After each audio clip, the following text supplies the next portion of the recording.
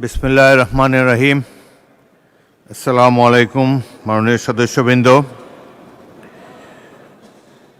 মহামান্য রাষ্ট্রপতি ভাষণের উপর আলোচনায় অংশগ্রহণ করার জন্যে আমি আহ্বান জানাচ্ছি মাননীয় মন্ত্রী আবু জাফর মোহাম্মদ জাহিদ হোসেন। আপনার সময় 18 মিনিট।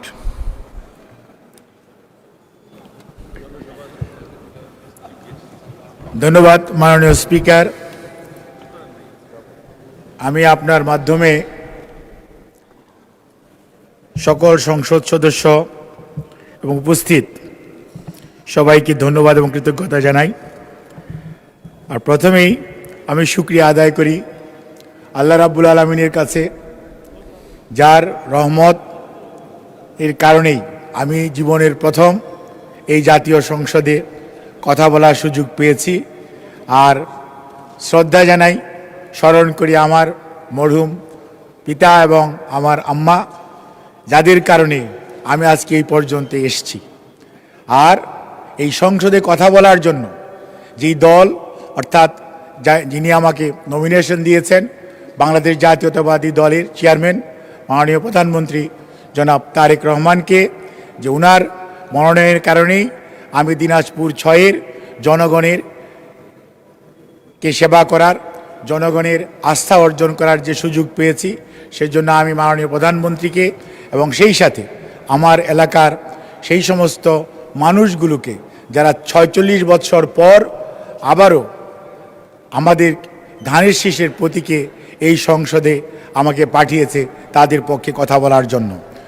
মাননীয় স্পিকার, আমি আজকে আমার বক্তব্যের প্রারম্ভেই যেহেতু বক্তব্য রাষ্ট্রপতির ভাষণের উপর ওনাকে ধন্যবাদ জ্ঞাপন করার জন্য, আমি শুধু এজন্য ওনাকে ধন্যবাদ জানাতে চাই, যদিও উনি স্বৈরাচারের আমলে নির্বাচিত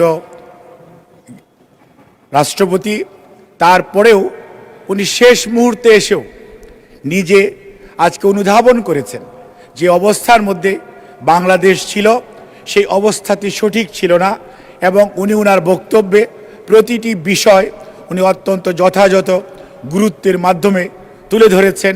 সেজন্যই আমি মহামান্য রাষ্ট্রপতিকে ধন্যবাদ জানাই, কারণ মানুষের সংশোধন এবং শিক্ষার প্রসেস ইস আনলিমিটেড টাইম, এবং আমি যেহেতু ফিজিশিয়ান, আমি মনে করি যে একজন মানুষ সব সময়ই তাকে কারেক্ট করে এবং তাকে সংশোধন করে। সেই জন্য আমি মহামান্য রাষ্ট্রপতিকে ওনার এই বক্তব্যের জন্য ধন্যবাদ জানাই। মাননীয় স্পিকার, আমি আজকে এই পর্যায়ে আসা এবং আজকে বক্তব্য দেওয়ার জন্য যার প্রতি সবচেয়ে বেশি কৃতজ্ঞতা জানাই, তিনি হচ্ছে মহান স্বাধীনতার ঘোষক শহীদ রাষ্ট্রপতি জিয়াউর রহমান বীর উত্তম। কারণ উনি এমন এক মানুষ, যে মানুষ যখন রাজনীতিবিদরা দেশ থেকে পালাচ্ছিল, কেউ কেউ আত্মসমর্পণ করছিল, সেই সময় এই হতাশাগ্রস্ত জাতিকে, দিকভ্রান্ত জাতিকে দিক নির্দেশনার জন্য যে মানুষটি মেজর থাকার পরেও ওনার উপরে অনেক কর্নেল ছিলেন, ব্রিগেডিয়ার ছিলেন, কিন্তু কেউ কোনো দায়িত্ব নেয় নাই। অনেক রাজনীতিবিদ ছিলেন, ওনারা ওনাদের দায়িত্ব পালন করতে ওই সময় সাহসিকতার সঙ্গে এগিয়ে আসতে পারেন নাই। যে মানুষটি নিজের পরিবারের কথা, নিজের নাবালক ছেলেদের কথা ভুলে গিয়ে উনি সাহসিকতার সঙ্গে বলেছিলেন, I revolt, we revolt, and I hereby declare the independence of Bangladesh.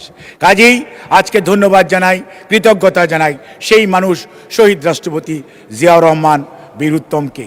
এবং এই মানুষটি তো সেই মানুষ, যে মানুষ ঘোষণা দিয়ে ক্ষান্ত থাকেন নাই, অস্ত্র হাতে আপনাদেরকে সাথে নিয়ে রণাঙ্গনে ঝাঁপিয়ে পড়েছেন এবং দেশকে মুক্ত করার জন্য রণাঙ্গনে অস্ত্র হাতে যুদ্ধ করেছেন। তার সাক্ষী মাননীয় স্পিকার আপনি নিজে। কাজেই আজকে যার কারণে এই বাংলাদেশের স্বাধীনতা সর্বোপরি বাংলাদেশের, সেই মানুষটিকে শ্রদ্ধা জানাই এই কারণেই যে ঘোষণা দেওয়ার পর, দেশ স্বাধীন হওয়ার পরে 16ই ডিসেম্বরের পরে কখনো এসে বলেন নাই আমাকে আর্মি চিফ করে দাও, আমাকে মন্ত্রিত্ব দিয়ে দেন, আমাকে দেশ পরিচালনার দায়িত্ব দিয়ে দেন। যে মানুষটি ওনার আইন এবং নীতির প্রতি ওনার যে ইউনিফর্ম, তার প্রতি যে শ্রদ্ধাবোধ, সেটি নিয়ে উনি কিন্তু ক্যান্টনমেন্টে ফেরত গিয়েছেন এবং জাতি সেটি উনি সিনিয়র হওয়ার পরেও যদিও ওনার প্রতি অবিচার করা হয়েছে তারপরেও কিন্তু উনি কোনো প্রতিবাদ করেন নাই। অর্থাৎ একজন সৈনিক হিসাবে, সুশৃঙ্খল সৈনিক হিসাবে উনার যে গুরু দায়িত্ব সেটি উনি পালন করেছেন, সেটি উনি দেখিয়েছেন এবং দেশপ্রেমের যে উদাহরণ যেটি উনি সৃষ্টি করেছেন, যেটি উনি উপস্থাপন করেছেন, যেটি উনি প্রতিষ্ঠা করেছেন, এটি ইতিহাসে বিরল। আর দেশপ্রেম এমন এক জিনিস যেটি পার্সেন্টেজ ওয়াইজ মাপা যায় না। 90%ও দেশপ্রেম হয় না এবং 110%ও হয় না। দেশপ্রেম মানে 100-তে 100ই পেতে হয়, যেই পরীক্ষায় শহীদ জিয়া উন্নীত। এবং সর্বোপরি ওই মানুষটি 7ই নভেম্বর 1975 পর্যন্ত উনি কিভাবে ছিলেন দেশবাসী জানে, কিন্তু দেশের মানুষ ওই সময়ে আস্থা রেখেছে যে মানুষটির উপর, তার নাম শহীদ জিয়াউর রহমান। কারণ মানুষ দেখেছে, দেশবাসী দেখেছে, আমি নিজে দেখেছি, আপনারা অনেকেই দেখেছেন যে ওই সময় দিগ্ভ্রান্ত মানুষ ছিল 7ই নভেম্বর 1975 অর্থাৎ 6ই নভেম্বর রাত্রে। এবং তখন মানুষ খুঁজে বেরিয়েছে এমন এক দেশপ্রেমিককে যার উপর আস্থা রেখা যায় এবং যিনি 71 সনে দায়িত্ব নিয়েছিলেন সেই মানুষটির উপরই মানুষ আস্থা রেখেছে। সিপাহী জনতার বিপ্লবের মাধ্যমেই শহীদ জিয়াকে আবারও মুক্ত করে এনে দেশ পরিচালনার দায়িত্ব দিয়েছে।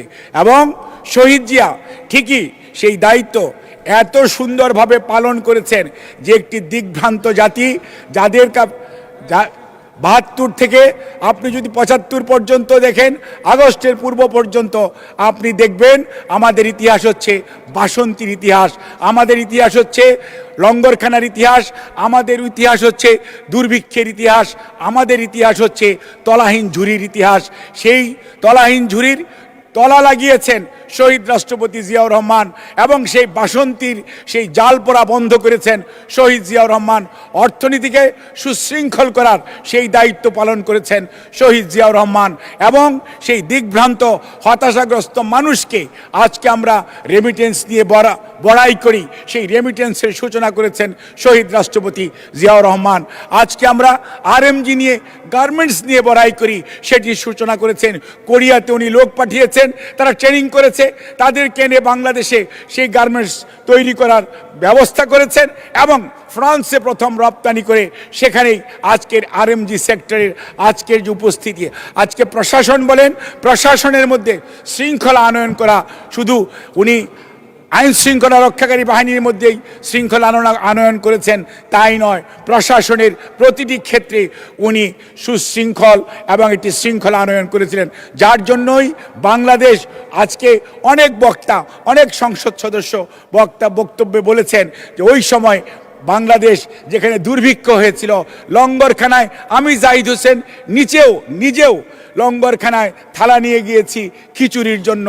কাজেই সেই সময় থেকে 79 সনে এসে এই বাংলাদেশ একই পরিমাণ ভৌগোলিক অবস্থান থাকার পর, জায়গা থাকার পরেও তারা কিন্তু চাল রফতানি করতে পেরেছে। অর্থাৎ মানুষকে উনি আশান্বিত করেছেন, উজ্জীবিত করেছেন, মানুষকে ঐক্যবদ্ধ করেছেন এবং আমরা বিভাজিত ছিলাম, সেই বিভাজিত মানুষকে উনি ঐক্যবদ্ধ করার জন্য উনি যে চিন্তা করেছেন সেটি হচ্ছে পাহাড়ের মানুষ, সমতলের মানুষ, বিভিন্ন ধর্ম গোত্রের মানুষের যদি ঐক্য না হয় তাহলে কোনো অবস্থাতেই একটি জাতি এগুতে পারে না।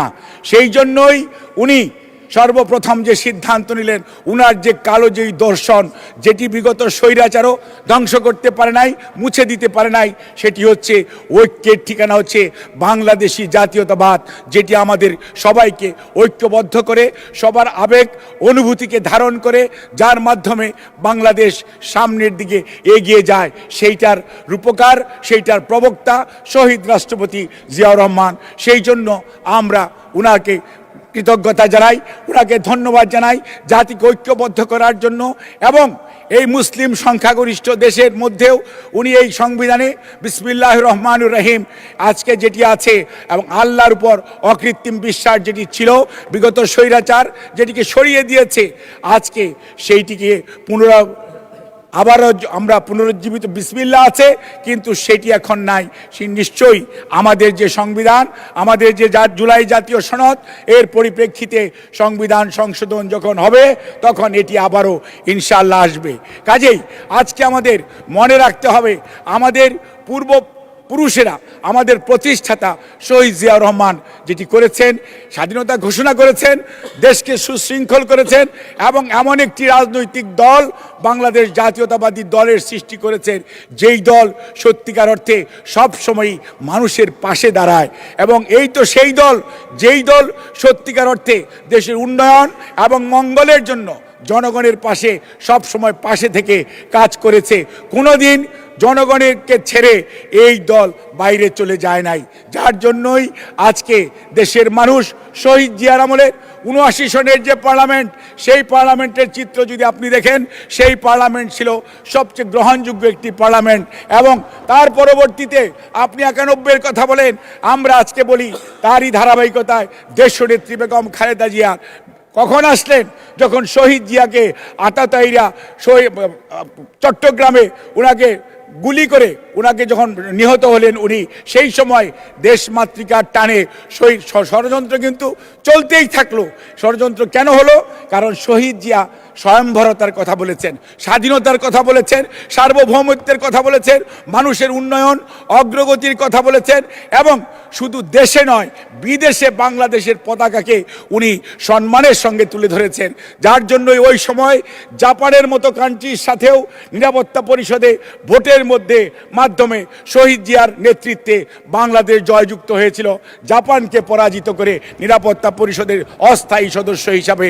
এবং ওই সময়ে আজকের যে ইরান ইরাক যুদ্ধ, সেটিকে মিটিয়ে দেওয়ার জন্য যে কমিটি হয়েছিল, তার অন্যতম দায়িত্বশীল সদস্য ছিলেন জনাব শহীদ রাষ্ট্রপতি জিয়াউর রহমান বীরুত্তম। আহমেদ সেকুতুরও সেখানে ছিল। অর্থাৎ ইসলামী উম্মার সাথে যোগাযোগ বাড়ানো এবং বিদেশের মাটিতে বাংলাদেশের সম্মান এবং পতাকাকে যথাযথভাবে উড্ডীন করার দায়িত্ব নিয়েছিলেন শহীদ রাষ্ট্রপতি জিয়াউর রহমান। এবং এই তো সেই জিয়াউর রহমান যিনি যুবকদেরকে পুনর্গঠিত করার জন্য, তাদেরকে মাদকাসক্তি বলেন, কোনো রকম অন্যায় থেকে দূরে রাখার জন্য উনি কি করলেন? উনি আজকের যে যুব সংস্থা বলেন, যুব মন্ত্রণালয় বলেন, শহীদ জিয়াউর রহমান। আজকে যে মহিলা শিশু বলেন, এই মহিলা এবং শিশু, এই দেশের 50% বেশি মানুষ হচ্ছে মহিলা, তাদেরকে সম্পৃক্ত করার জন্য সর্বপ্রথম করলেন মহিলা অধিদপ্তর, তারপরে করলেন মহিলা মন্ত্রণালয় এবং তারই ধারাবাহিকতায় দেশনেত্রী বেগম খালেদা জিয়া আজকে সেই মহিলা মন্ত্রণালয় শুধু করেন নাই, সেটাকে শিশু এবং মহিলা বিষয়ক মন্ত্রণালয় করেছেন। আজকে যারা স্বাধীনতার চেতনার কথা বলেন, ইনারা তো স্বাধীনতা মুক্তিযুদ্ধকে মূল্যায়িত করার জন্য উনাদের জীবদ্দশায় কিছুই করেন নাই। শহীদ রাষ্ট্রপতি জিয়াউর রহমান সেই মানুষ। আজকে যে স্বাধীনতা পুরস্কার, তার প্রবর্তক শহীদ জিয়াউর রহমান। আজকে যে 21শে পদক, তার প্রবর্তক শহীদ জিয়াউর রহমান। অর্থাৎ মানুষকে সম্মানিত করা, মানুষকে মূল্যায়িত করা, তার প্রবর্তক শহীদ রাষ্ট্রপতি জিয়াউর রহমান। আর আজকে যে নারীর ক্ষমতায়নের কথা বলেন, নারীর ক্ষমতায়ন যেটি শুরু করেছিলেন শহীদ রাষ্ট্রপতি জিয়াউর রহমান, সেটিকে আজকে পূর্ণাঙ্গ রূপ দিয়ে গেছেন দেশনেত্রী বেগম খালেদা জিয়া, যার কথা আজকে আমাদের স্বীকার করতেই হবে।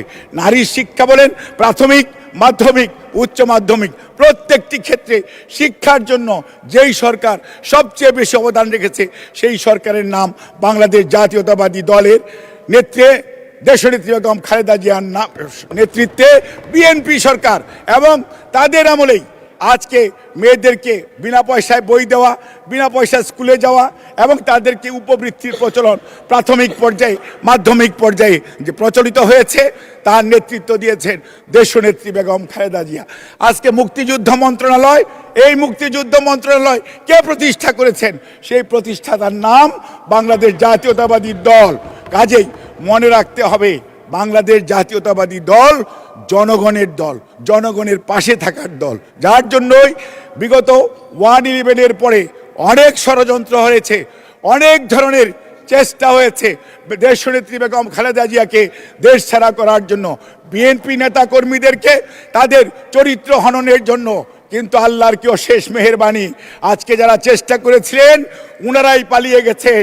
আর দেশনেত্রী বেগম খালেদা জিয়া আল্লাহ রাব্বুল আলামিনের অশেষ কৃপায় অনেক নির্যাতন কষ্ট সহ্য করার পরেও দেশের মানুষ দেশনেত্রী বেগম খালেদা জিয়ার কফিনের পাশে সারা বাংলাদেশ দাঁড়িয়েছে, শুধু বিএনপি নয়। কাজেই আমরা শ্রদ্ধা জানাই, কৃতজ্ঞতা জানাই সেই নেত্রীর প্রতি, যেই নেত্রীর দেশপ্রেম অকৃত্রিম, যিনি তার স্বামীর রেখে যাওয়া দায়িত্ব যথাযথভাবে পালন করেছেন। কোনোদিন উনি কোনো ধরনের প্রলোভনে আপোষ করেন নাই, যার জন্য আমাদের নেত্রীকে দেশের মানুষ বলে আপোষহীন দেশনেত্রী। কাজেই আজকে দেশনেত্রী বেগম খালেদা জিয়ার প্রতি শ্রদ্ধা আমাদের জানাতেই হবে, কারণ এই মানুষ একদম বাড়ি থেকে ঘর থেকে বের হয়ে এসে যিনি উনার ছেলেদেরকে কথা ভুলে গিয়ে দেশের মানুষের টানে আমাদের কথা চিন্তা করে, দেশের কথা চিন্তা করে বাংলাদেশে ঘুরে বেরিয়েছেন এবং বাংলাদেশ জাতীয়তাবাদী দলকে জনগণের দল হিসাবে প্রতিষ্ঠা করেছেন। 91-এর ইলেকশনের আগে অনেক নেতা নেত্রী বলেছিলেন 10টি সিট পাবে, কিন্তু ভাগ্যের কি নির্মম পরিহাস, দেশের মানুষ ভালোবেসে দায়িত্ব দিয়েছিলেন দেশনেত্রী বেগম খালেদা জিয়ার নেতৃত্বে বাংলাদেশ জাতীয়তাবাদী দলকে। কাজেই আমরা শ্রদ্ধা জানাই সেই নেত্রীকে। আর এই তো সেই নেত্রী, যেই নেত্রী কথা এবং কাজে মিল রেখেছেন। জনগণের দাবি ছিল, অনেকে আমাদের সাথে ছিলেন, কিন্তু অনেকে আমরা দেখেছি যমুনা ব্রিজ যেই দিন উদ্বোধন হবে ওই দিনও হরতাল করেছেন। আমরা দেখেছি যখন ভ্যাট চালু হলো তখনও হরতাল করেছেন। আজকে সবাই বলেন ভ্যাট নাকি এই দেশের অর্থনীতির মেরুদণ্ডের অন্যতম। কাজেই দেশনেত্রী বেগম খালেদা জিয়া এবং বাংলাদেশ জাতীয়তাবাদী দল এমন একটি দল, যেই দল দেশের মানুষের কথা চিন্তা করে, মানুষের কল্যাণের কথা চিন্তা করে। আজকেও অনেকে অনেক সমালোচনা করছেন, অনেকে অনেক আলোচনা করছে। আমি ওই আলোচনায় যেতে চাই না। কে বড় কে ছোট, ইতিহাস তার যথাযথ স্থান নির্ধারণ করবে। কাজেই এই দায়িত্ব আমি নিজে নিতে চাই না, কিন্তু এটি আমাকে অত্যন্ত কষ্ট দেয়। আজকে কেন আপনারা 47 বলেন, 52 বলেন, 69 বলেন, 71 বলেন, 75-এর 7ই নভেম্বর বলেন, 90-এর স্বৈরাচার বিরোধী আন্দোলন বলেন, 24-এর জুলাই আগস্ট বলেন, কাউকে ছোট বা বড় করে আমরা যতই বক্তৃতা করি না কেন, যতই গলাবাজি, কথাটা ঠিক আসে কিনা জানি না সংসদীয় ল্যাঙ্গুয়েজে, অর্থাৎ আমরা যতই উচ্চ স্বরে কথা বলি না কেন, কিচ্ছু লাভ হবে না। ইতিহাসে আমার স্থান নির্ধারিত হয়ে যাবে প্রত্যেকটা ঘটনার গুরুত্ব উপলব্ধি করে।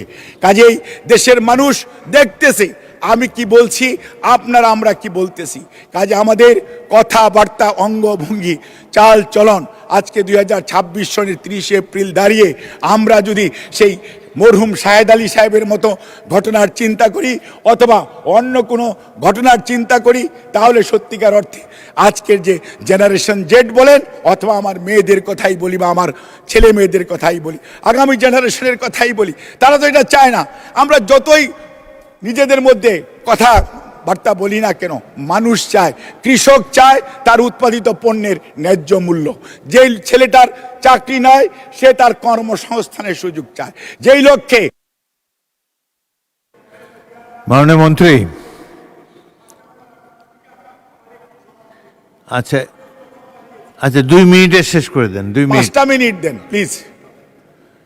5 মিনিট। 5 মিনিট আমাকে হুইপ দিয়েছিল 25 মিনিট, আমি যেটা কাগজ দিয়েছে দেখেছি আমি। আমার এখানে অন্যরকম। সরি স্পিকার, আপনি শেষ করেন তাহলে। ঠিক আছে। মাননীয় স্পিকার, যে কথাটি বলছিলাম সেটা হচ্ছে শহীদ জিয়া, দেশনেত্রী বেগম খালেদা জিয়ার ধারাবাহিকতায় আজকে যে নেতৃত্ব, অর্থাৎ আমাদের মাননীয় প্রধানমন্ত্রী জনাব তারেক রহমানের নেতৃত্বে, আপনি বলেন আজকে আমাদের বয়স 77 কি 78 দিন মাত্র পড়ল। এর মধ্যেই আমাদের যে নির্বাচনী কমিটমেন্টের প্রত্যেকটি বিষয় উনি অ্যাড্রেস করতেছেন। উনার নেতৃত্বে আজকে সরকার প্রত্যেকটা কাজ যথাযথ, এবং 72 ঘন্টার মধ্যেই ফ্যামিলি কার্ডের কর্মসূচি চালু হয়েছে, এবং এক সপ্তাহের মধ্যেই আপনার 12,000 কোটি টাকার বা যে আপনার কৃষি ঋণ মৌকুব হয়েছে। আজকে কৃষক কার্ড বলেন, আজকে বিভিন্ন সুযোগ সুবিধা সরকারি থাকলে মাননীয় প্রধানমন্ত্রী যেগুলো করা দরকার, বাট এই কাজগুলি অনেক লম্বা সময় নিয়ে করা যেত এবং দেশের মানুষের প্রতি মমত্ববোধ কোন পর্যায়ে থাকলে উনি শুধু অর্ডার দিয়েই না, আজকে এই রুমের টেম্পারেচার 25 ডিগ্রিতে নামিয়ে এনেছেন, ইচ্ছা করলে এটাকে 18-এ রাখা যেত। অর্থাৎ কারেন্ট কনজামশন কমানোর জন্য মানুষকে শুধু অনুরোধ করেন নাই, নিজে কমিয়ে দেখিয়েছেন। উনার ঘরের আলো উনি কমিয়ে, অর্থাৎ he is a practicing man. এবং মালয়েশিয়াতে গেলে জিজ্ঞেস করে कि আপনি কি বলে মুসলমান, হয়দার ইউ আর এ প্র্যাকটিসিং মুসলমান আর বাই নেম মুসলমান, and our prime minister is a practicing patriot. এবং উনি মুখে মুখে পেট্রিয়ট না, যেটা উনি প্রমাণ করেছেন। কাজে মাননীয় স্পিকার, আজকে আমি এই হাউসে সবারকে, আমাদের সকল সংসদ সদস্য সহ আমি যে কথাটি বলে আমার বক্তব্য শেষ করতে চাই সেটি হচ্ছে, অনেক হয়েছে, অনেক হয়েছে, অনেক ত্যাগ, অনেক রক্তের।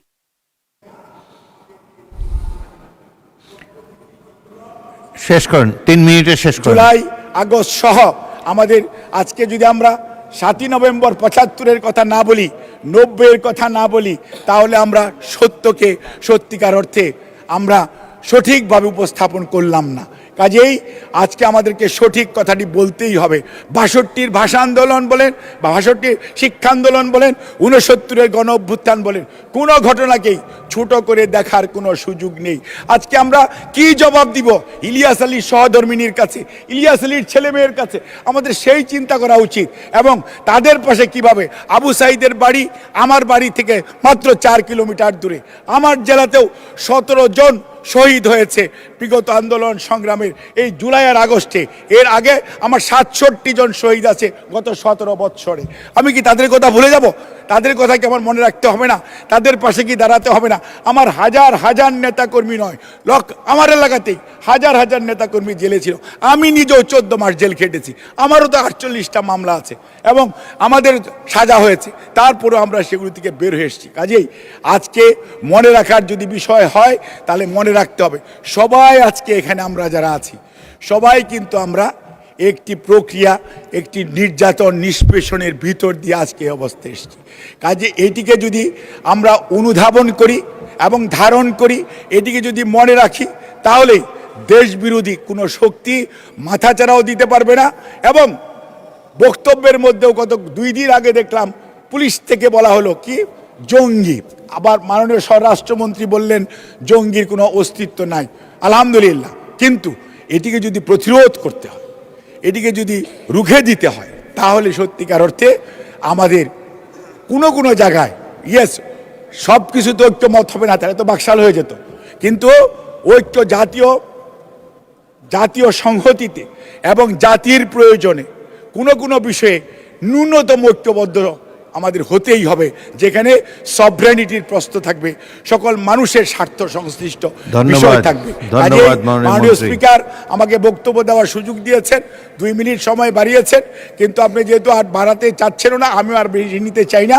আমি আপনাদের সবাইকে ধন্যবাদ জানাই, কৃতজ্ঞতা জানাই, এবং আজকে আমি যেখানে দাঁড়িয়ে কথা বলতে পারলাম সেজন্য আল্লাহর কাছে আবারও কৃতজ্ঞতা জানাই, এবং আমার দল বাংলাদেশ জাতীয়তাবাদী দলের প্রতি কৃতজ্ঞতা জানিয়ে আমি আমার বক্তব্য শেষ করছি। আর শেষ মুহূর্তে আল্লাহর কাছে এবং এই সংসদের সবার মাধ্যমে একটাই মাত্র দোয়া, আল্লাহ যেন আমাদের দেশনেত্রী বেগম খালেদা জিয়াকে আল্লাহ বেহেশত নসিব করেন, এবং ওনার ছেলে আরাফাত রহমান কোকো সহ, শহীদ রাষ্ট্রপতি জিয়াউর রহমান সহ সকল মানুষ, স্বাধীনতা যুদ্ধ থেকে আজ অবধি যারা শহীদ হয়েছে তাদের সবাইকে যাতে আল্লাহ রাব্বুল আলামিন বেহেশত নসিব করে। আল্লাহ ধন্যবাদ।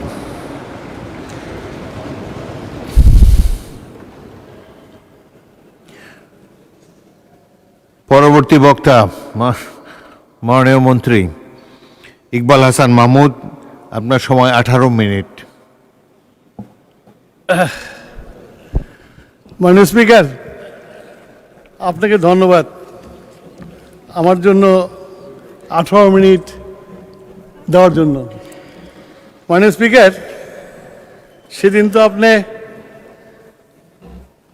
অন্তর্বর্তী সরকারের মুক্তিযোদ্ধার সংজ্ঞা বলে দিয়েছেন। সুতরাং ঢাকা শহরে আমরা যারা ইনফর্মাল গেরিলা ওয়ার করেছি, আমরা তো মুক্তিযোদ্ধা না। মাননীয় স্পিকার, মাননীয় স্পিকার, আমাদের বয়স হয়েছে, হয়তো এই পার্লামেন্টে হয়তো আমার জীবনের শেষ পার্লামেন্ট। আমরা পাকিস্তানের জন্মের পরে জন্মেছিলাম। আমাদের কৈশোর যৌবন কেটেছে পাকিস্তান আমলে। ছাত্র অবস্থায় শিক্ষা কমিশনের বিরুদ্ধে আন্দোলন করেছি স্কুলে পড়তে। তারপরে হামিদুর কমিশন এর আন্দোলন করেছি, সরস্বতীতে আন্দোলন করেছি, ৬৯ আন্দোলন করেছি। মাননীয় স্পিকার, তারপরে দীর্ঘ ১৭ বছর একজন বিএনপির কর্মী হিসাবে রাজপথে আন্দোলন করেছি। শেষ পর্যন্ত ফ্যাসিস্ট হাসিনা একটা মামলা দিয়ে, যেটাতে আমি হাইকোর্টে খালাস পেয়ে গেছিলাম, সেটাকে আবার পুনরুজ্জীবিত করে হাইকোর্টে নিয়ে এসে আমাকে ৯ বছর জেল দিয়েছিল ২২ সালে।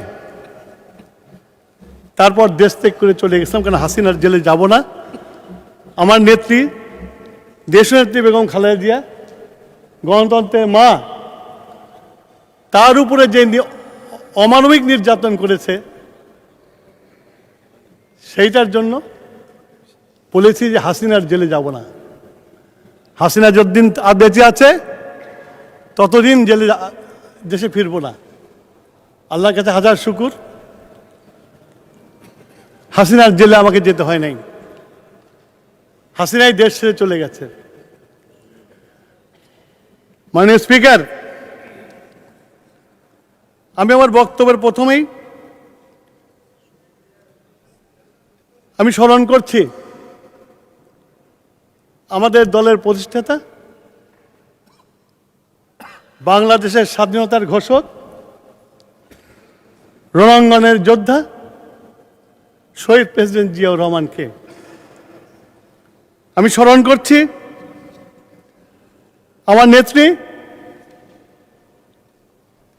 গণতন্ত্রের মা, আবহসীন নেত্রী, যার অনুপ্রেরণায় আমরা বিএনপির প্রতিটি নেতাকর্মী হাসিনার বিরুদ্ধে লড়াই করেছিলাম, এবং সেই নেত্রী আমাদের ছেড়ে চলে গেছেন। আজকে ওনার মাগফিরাত কামনা করি। মাননীয় স্পিকার, আপনাকে আগেই বলেছি যে জীবনের শেষাঙ্গে এখানে এসেছি।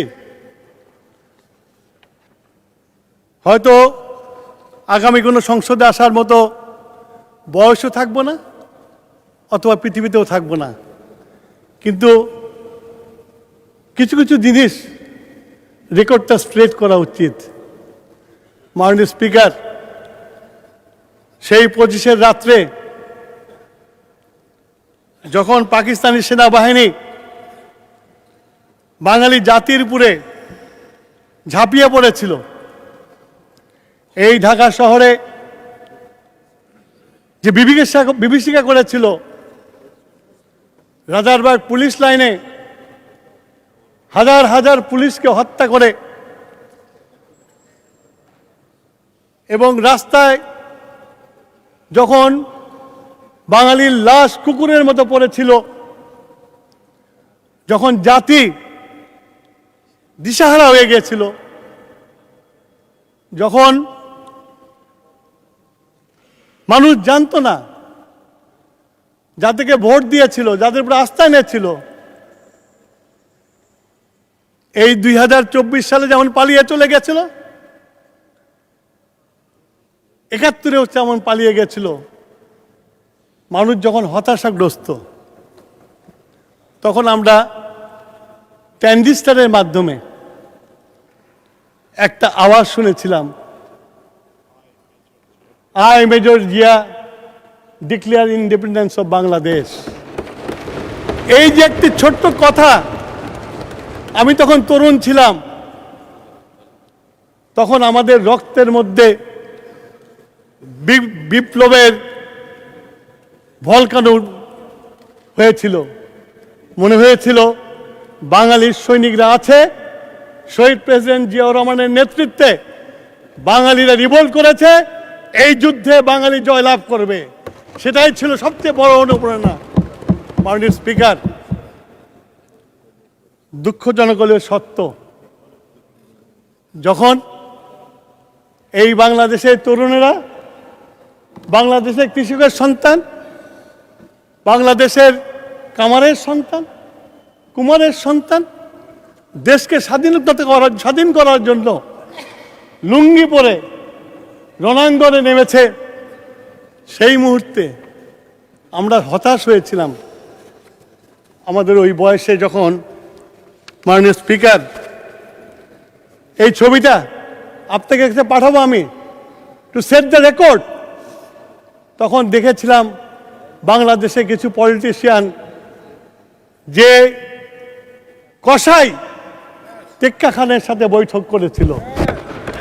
মাননীয় স্পিকার, আমি তখনকার পত্রিকা থেকে কিছু উদ্ধৃত করতে চাই। In April 71, following the start of Bangladesh Liberation War, Jamaat Islam leader Ghulam Azam met with Pakistani Martial Administrator Lieutenant General Tikka Khan to assure him full cooperation in suppressing the Bengali independence movement. Azam, leading a pro-Pakistan delegation, met Tikka Khan in Dhaka, advocating formation of peace committee providing aid to Pakistani military. মাননীয় speaker, এখানেই শেষ না। April 4, 1971, Ghulam Azam was part of 12-man delegation pro-Pakistan leader who met Tikka Khan at Governor House in Dhaka to pledge support. The purpose: the meeting aimed support Pakistani military against Mukti Bahini, freedom fighter. আপনি, আমি তো বাদ পড়ে গেছি interim গভর্নমেন্টের সময়। মাননীয় speaker, Peace Committee formation following this meeting, Azam and other collaborators formed East Pakistan Central Peace Committee to assist the Pakistani army. Maharashtra Speaker, collaboration of Azam and his party activists, including statements made April 7, vote assist army irrigating freedom fighters. আপনাকে, আমাকে, বাংলাদেশের মানুষকে শেষ করতে দিতেছে মাননীয় speaker. মাননীয় speaker, subsequent activities, collaboration led to the recruitment of Razakars, a paramilitary force that committed crimes against humanity in 1971. আমি নিজে থেকে বলছি না মাননীয় স্পিকার, আমি আমার এই কাগজ থেকে বলছি, উইকিপিডিয়া থেকে আমি ডাউনলোড করে বলছি আপনাকে স্পিকার। এটা আমি আপনার কাছে জমা রাখবো মাননীয় স্পিকার। মাননীয় স্পিকার,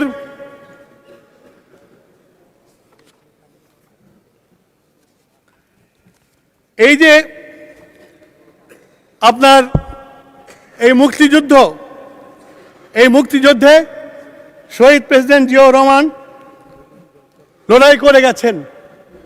আপনার নিশ্চয়ই মনে আছে, আপনাদের সবচেয়ে লোকক্ষয় যুদ্ধ হয়েছিল কামালপুরে, যেটা নেতৃত্ব দিয়েছে শহীদ প্রেসিডেন্ট জিয়াউর রহমান, এবং যুদ্ধ করে বাংলাদেশকে স্বাধীন করা হয়েছে। আমি খুশি হয়েছি আজকে কালকে আমার নিজ এলাকার জামাত ইসলামের সংসদ সদস্য বলেছেন, মুক্তিযোদ্ধাদের প্রতি শ্রদ্ধা পোষণ করেছেন। আমি এই পরিবর্তনকে ওনাদেরকে স্বাগত জানাই, যে ওনারা আজকে যে বাস্তব ইতিহাস 71 বাংলাদেশের প্রত্যেকটা মানুষের গর্বের জায়গা। 71 না হলে আমরা আজকে এই পার্লামেন্টে বসতে পারতাম না। 71 না হলে আমরা কেউ সংসদ সদস্য হতে পারতাম না। 71 না হলে আপনার এই দেশের মন্ত্রী হতে পারতাম না, মাননীয় স্পিকার। তাই আমি বলবো, যারা বলে 47 তো আমার সবচেয়ে বেশি অন করার কথা। আমার বাবা 47 একজন নেতা ছিল, তখন উনি লেজিসলেটিভ কাউন্সিলের মেম্বার ছিলেন। খান বাহাদুর টাইটেল দিয়েছে, উনি প্রত্যাখ্যান করেছিলেন। কিন্তু আমি 47কে আমি মানি না, এই জন্যই মানি না 47কে।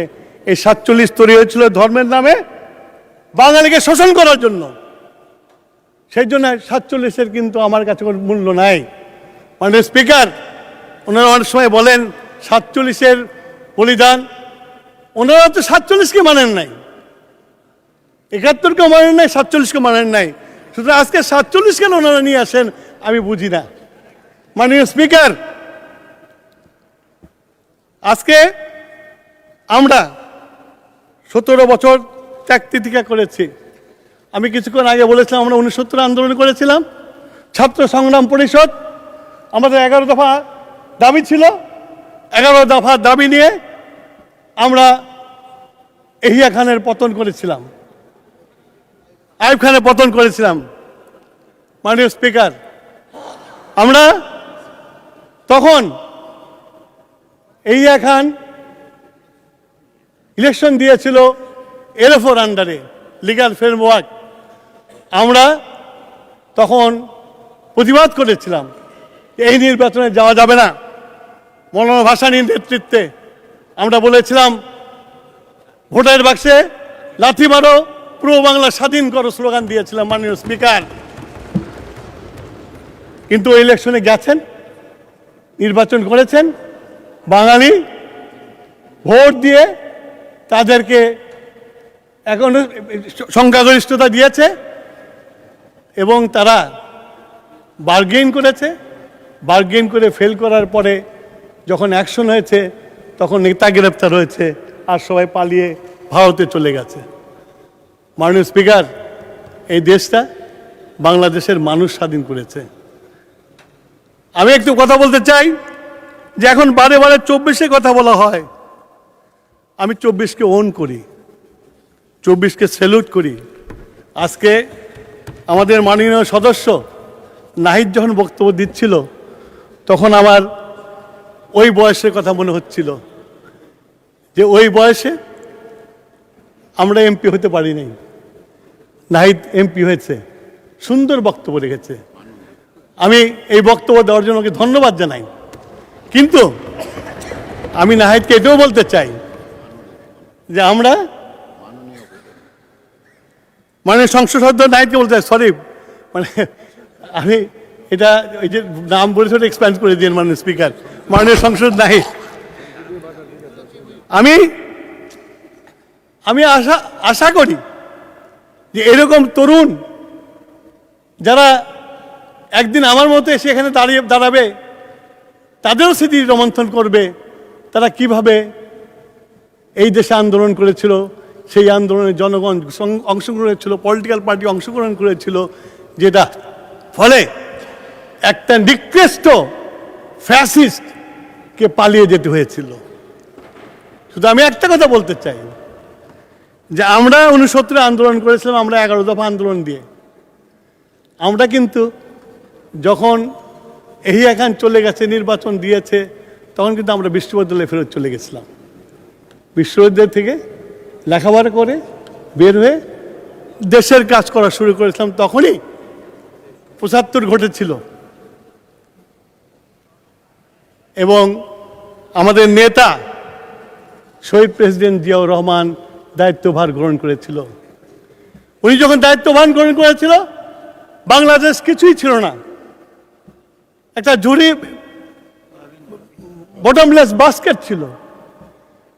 উনি 3 বছরে বাংলাদেশকে একটা প্যারাডাইম শিফট করে দিয়েছিল। বাংলাদেশ পৃথিবীর বুকে একটা উন্নয়নশীল জাতি হিসেবে প্রতিষ্ঠিত হয়েছিল এবং তারপরেই আজকে বাংলাদেশের অর্থনীতি যা কিছু টিকে আছে সব থেকে আছে। শহীদ প্রেসিডেন্ট জিয়াউর রহমান যে কাজগুলো শুরু করে দিয়ে গেছিল, ম্যান পাওয়ার বলেন শহীদ প্রেসিডেন্ট জিয়াউর রহমান, গার্মেন্ট বলেন শহীদ প্রেসিডেন্ট জিয়াউর রহমান, এবং আমাদের যে আজকে এই দুইটাই হচ্ছে সবচেয়ে বড় বৈদেশিক মুদ্রা অর্জন করার জায়গা, সেটা উনি তৈরি করে দিয়ে গেছিলেন। উনি দেশটাকে গড়ে দিয়ে গেছিলেন, ফ্যাসিস্ট এসে সব ধ্বংস করে দিয়ে গেছে, কোনো সিস্টেম রেখে দিয়ে যায় নাই। আমরা যে মন্ত্রণালয়ে মন্ত্রিত্ব করি, এই 20 বছরের ভূত প্রত্যেকটা মন্ত্রণালয়ের মধ্যে বসে আছে, সেগুলোকে পার করে আমাদের চলতে হয়। কিছুদিন আগে আমাদের বিরোধী দলের নেতা মাননীয় সংসদ সদস্য উনি উদ্গ্রীব হয়ে গেছিলেন যে পেট্রোলের সমস্যা, বিদ্যুতের লোডশেডিং। উনি আমাদেরকে বলেছিলেন আমরা একসাথে কাজ করি। আমরা কমিটি করেছিলাম এবং আগামী রোববার দিন আমরা ওই কমিটি নিয়ে বসব। কিন্তু আল্লাহর রহমতে পেট্রোলের লাইন আর নাই, বিদ্যুতের লোডশেডিংও কমে গেছে। তা আমরা কাজ করছি, চেষ্টা করছি দেশটাকে উন্নতির দিকে নিয়ে যাওয়ার জন্য। আমি যে জায়গায় ছিলাম মাননীয় স্পিকার, আজকে যেমন আমাদের নেতা শহীদ প্রেসিডেন্ট জিয়াউর রহমান এই বাংলাদেশকে টাইম করে দিয়েছিল, আমরা আমাদের বর্তমানের প্রধানমন্ত্রীকে পেয়েছি, যিনি জানেন, যিনি বিশ্বাস করেন বাংলাদেশকে আবার আগের মতো পৃথিবীর কাছে তারা করাবেন। তার কাজ সেটা প্রমাণ করছে। কিছুক্ষণ আগে আমার সহকর্মী বলে গেছেন ফ্যামিলি কার্ড থেকে শুরু করে সব কথা, আমি আর ওই কথায় যেতে চাই না। আমি শুধু এইটুকুই বলতে চাই যে তারেক রহমান যেটা বলে সেটা করে। তারেক রহমান সকালবেলা। মাননীয় মন্ত্রী, আপনি 2 মিনিটে শেষ করলে ভালো হয়, সাম আপ করেন। আমি মাননীয় স্পিকার, আমি বক্তব্য দীর্ঘায়িত করব না, আমি শুধু এইটুকুই বলতে চাই, আমরা একটা নতুন স্বপ্ন দেখি, একটা নতুন দেশ গড়ার স্বপ্ন দেখি তারেক রহমানের নেতৃত্বে। তারেক রহমান যেভাবে এগিয়ে যাচ্ছে, আমি বললাম আপনাকে যে আমরা তো এখন বৃদ্ধ, জিয়াউর রহমানকে দেখেছি কিভাবে দেশটাকে ঘুরিয়ে দিয়েছিল, তারেক রহমানও পারবে এই দেশটাকে ঘুরিয়ে দিতে। মাননীয় স্পিকার, এটাই আমাদের বিশ্বাস এবং তারেক রহমানের সাথে আমরা নিরলস পরিশ্রম করে এই দেশটাকে নতুন বাংলাদেশ বানাবো ইনশাল্লাহ। মাননীয় স্পিকার, আপনাকে ধন্যবাদ আমাকে একটু সময় বেশি করে দেওয়ার জন্য। ধন্যবাদ।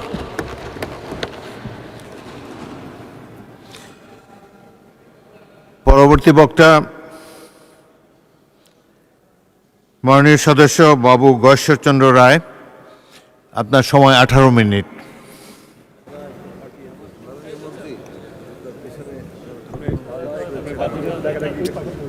মাননীয় স্পিকার, আপনাকে অশেষ আন্তরিকভাবে ধন্যবাদ। আপনার এই সংসদে বারবার আসার যে অভিজ্ঞতা, আপনি স্পিকারের দায়িত্ব নিয়ে তার অভিজ্ঞতার প্রতিফলন ঘটেছেন, তার জন্য আপনাকে আবার শুভেচ্ছা এবং ধন্যবাদ। আজকের আলোচ্যসূচি সংসদীয় রীতিনীতি অনুযায়ী রাষ্ট্রপতির ভাষণের উপর ধন্যবাদ। মাননীয় স্পিকার, রাষ্ট্রপতি একটা প্রতিষ্ঠান। আমার অনেক বন্ধুরা রাষ্ট্রপতিকে ধন্যবাদ জানাতে চান না, কিন্তু তারা কিন্তু রাষ্ট্রপতির কাছে শপথ নিয়েছেন। ডক্টর মোহাম্মদ ইউনূস যখন শপথ নেন, তখন আমার সামনে যারা আছেন তারা অনেক নেতাই সেখানে উপস্থিত ছিলেন।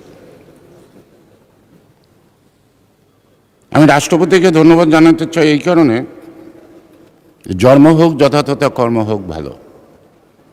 রাষ্ট্রপতির জন্ম নিয়ে কথা থাকতে পারে, এখানে তিনি আসছেন, সংসদের রীতিনীতি অনুযায়ী সংসদ আহ্বান করছেন। প্রথম তিনি বক্তব্যের মধ্য দিয়ে, তার বক্তব্যের মধ্যে বাস্তবতার প্রতিফলন ঘটছে এবং তিনি অতীতকে আঁকড়ে বর্তমানকে অস্বীকার করেন নাই। সেই কারণেই বাস্তবতাকে যে মেনে নেওয়া, এই কারণেই তিনি ধন্যবাদ পান, আমি তাকে ধন্যবাদ জ্ঞাপন করি। আর এর বেশি কথা এই সম্পর্কে আমি বলবো না। মাননীয় স্পিকার, আমরা প্রায়ই বলি আমাদেরকে জাতিকে ঐক্যবদ্ধ রাখার। মাননীয় বিরোধী দলের নেতা সেদিন বলছিলেন আমরা জাতিটাকে যেন বিভক্ত না করি, আমরা জাতিকে যেন এক জায়গায় রাখি। কথাটা অত্যন্ত ভালো। আমার দলের প্রতিষ্ঠাতা, মহান স্বাধীনতার ঘোষক, তিনি সবসময় বলতেন unity is the precondition of sovereignty. একটি জাতি যদি দ্বিধাভক্ত হয় তাহলে আগ্রাসী শক্তি সেই জাতিকে শোষণ করার প্রয়াস নেয়। সে কারণে জাতিকে ঐক্যবদ্ধ করার ডাকই দিয়েছিলেন। আর ওই ঐক্যবদ্ধর মূল ভিত্তি ছিল জাতীয়তাবাদ। তিনি শুধু দেশের স্বাধীনতার যুদ্ধ করে দেশ স্বাধীন করেন নাই, তিনি কিন্তু একটি জাতীয় গঠন করছেন, যেটাকে আমরা বলি বাংলাদেশ। আমার সামনে যারা বসা আছেন তারা কিন্তু বাংলাদেশি জাতীয়তাবাদে বিশ্বাস করে না। সুতরাং জাতীয়তাবাদী চেতনাতেই আমার দেশাত্মবোধ, আর দেশাত্মবোধ থেকে আমার দেশপ্রেমের সৃষ্টি হয়। সেই কারণেই শহীদ জিয়াউর রহমানকে স্মরণ করা নয়, শহীদ জিয়া সবসময় আমাদের কর্মের মধ্যে স্মরণ। তার পথ যদি আমি চলি, তাকে যদি ভুলে যাই, তাহলে আমি বাংলাদেশটাকে ভুলে যাব। আমি তাকে যদি ভুলে যাই, তাহলে আমি গণতন্ত্রের কথা ভুলে যাব। আমি যদি তার কথা ভুলে যাই, তাহলে আমার মধ্যে দেশপ্রেম বলতে কোনো জিনিস অবশিষ্ট থাকবে না। আমার নেতা জিয়াউর রহমান, তিনি কিন্তু সমালোচনায় বিশ্বাস করতেন, মারাত্মকভাবে করতেন। তিনি চাটুকারিতা, মোসাহেবি অথবা অতিমাত্রায় আমরা অনেক সময় কাউকে প্রশংসা করতে করতে মানুষকে দেবতা বানিয়ে ফেলি, কিন্তু জিয়াউর রহমান এটা পছন্দ করতেন না। তিনি বলতেন criticism is a beauty of democracy, অর্থাৎ সমালোচনা থাকবে, সমালোচনার মধ্য দিয়েই আমরা একটা ঐক্যমতে আসব। নানা দল থাকবে, নানা পথ থাকবে, নানা মত থাকবে, সেইখান থেকে আমার দেশের প্রশ্নে আমি একটা সিদ্ধান্তে আসব। এটাই ছিল জিয়াউর রহমান। আমার সৌভাগ্য হয়েছে যে জিয়াউর রহমানের ২৬ তারিখের কথা শুনি নাই, আমি তার ২৭ তারিখের ভাষণ রেডিওতে রাত্রি 11:30টায় আমার কানে এসছে। আমি ২৮ তারিখে আমি আমার এলাকায় গিয়ে তার আহ্বানে মুক্তিযুদ্ধে অংশগ্রহণ করি। 25শে রাতে, ঘন রাতকে যখন চারিদিকে গোলাগুলি চলছিল, কানে আসছিল, আমরা প্রথম শহরের একটি দ্বিতল বাড়িতে, সেখানে অনেক বড় বড় রাজনীতিবিদ ছিলেন। তারা একজন এবং এমপি, এমএনএ ছিলেন। তারা 32 নম্বরের শেখ মুজিবের টেলিফোন নাম্বারটা দিয়ে আমাকে টেলিফোনটা কানেক্ট করতে বলেন। আমি টেলিফোনটা কানেক্ট করলাম এবং তিনি কথাও বললেন। একজন কথা বলার পরে ধপাস করে তিনি সোফায় বসে পড়লেন। আমি বললাম, দাদা কি হলো? তখন বলল যে তিনি বললেন এই মুহূর্তে তিনি গাড়িতে উঠতেছেন, সময় নাই। নির্দেশটা কি? সাবধানে থাকিস। যুদ্ধ করার কথা বলে নাই, সাবধানে থাকতে বলছে, আত্মরক্ষা করার কথা বলছে। তো জিয়াউর রহমানের ভাষণে কিন্তু আত্মরক্ষার কথা বলে নাই। তিনি সারা জাতিকে আহ্বান করছে যুদ্ধ অংশগ্রহণ করে পাক বর্বর বাহিনীকে পবিত্র মাতৃভূমি থেকে বিতাড়িত করতে। মাননীয় স্পিকার, আপনি অত্যন্ত ঘনিষ্ঠ জিয়াউর রহমানের পাশে। আপনি তখন যশোর ক্যান্টনমেন্টে কর্তব্যরত, সেখান থেকে ছুটে গিয়ে আপনি জেড ফোর্সে জিয়াউর রহমানের সাথে একসঙ্গে যুদ্ধ করছেন। যুদ্ধের ময়দানের ইতিহাস আমি বলবো না আমার কাছে মামার গল্প, কারণ আপনি ভালো জানেন। আপনার থেকে আমরা জানবো, আরও কিছু জানবো, হয়তো সময় মতো, হয়তো পার্লামেন্টে, অথবা পার্লামেন্টের বাইরে। সুতরাং আমরা কিসের জন্য যুদ্ধটা করেছিলাম? যুদ্ধটা করেছিলাম বৈষম্য বঞ্চনার জন্যে। যুদ্ধটা করেছিলাম গণতান্ত্রিক অধিকার থেকে বঞ্চিত আমরা, অর্থনৈতিকভাবে আমরা শোষিত। এই বঞ্চনার শোষণ ব্যবস্থার থেকে অন্যদিকে গণতান্ত্রিক রায়কে তখন ইয়াহিয়া খান মেনে নিতে পারেন নাই। তাই সেই গণতন্ত্রের রায়কে পুনঃপ্রতিষ্ঠিত করা এবং অর্থনৈতিক বঞ্চনার থেকে মুক্তি পাওয়ার জন্যই শেষ পর্যন্ত কিন্তু মুক্তিযুদ্ধ গড়ায় গেল। মাননীয় স্পিকার, আমাদের মূল মন্ত্র গণতন্ত্র, সাম্য, ন্যায় বিচার, কিন্তু পাকিস্তানের 47 পাকিস্তানের আন্দোলন ছিল, সেই আন্দোলনে কিন্তু আমার সামনের লোকরা পাকিস্তানের পক্ষে ছিল না, তারা কিন্তু অখণ্ড ভারতের পক্ষে ছিল। কারণ আমাদের মাননীয় সংসদ সদস্য আজহারউদ্দিন সাহেব বললেন একটা কথা, ইঙ্গিত দিলেন প্রতিবেশীদের সাথে আমাদের কিছু চলছে কি না। প্রতিবেশীদের সম্পর্ক তো আপনাদের ব্রিটিশ আমলে, আমাদের না। সুতরাং 47 নিয়ে গর্ব করার মতো আপনাদের কিছু নাই। 52 ভাষা আন্দোলন, 62 শিক্ষা আন্দোলন, আমি টকবগে ছাত্র, খুব ছোট না, সেই শিক্ষা আন্দোলন থেকে আমার রাজনৈতিক জীবনের যাত্রা শুরু। আমি দীর্ঘ পথ চললাম প্রায় 64 বছর। এখন মনে হয় অনেক সাগর পাড়ি দিয়ে মনে হয় সৈকতেই পড়ে আছি। রাজনীতি এখনো শিখতে পারি নাই, রাজনীতি এখনো বুঝতে পারি নাই আমরা কখন কি কথা বলি, কোন কাজটা করি। অনেক গরমিল পাই, আন্তরিকতার অভাব পাই। সেই কারণেই বারবার জিয়াউর রহমানকে মনে পড়ে, সেই কারণেই বারবার মনে পড়ে খালেদা জিয়াকে।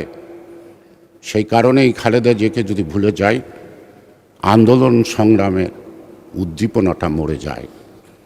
আমাদের আন্দোলন শেষ হয় নাই, আমাদের সংগ্রামও শেষ হয় নাই।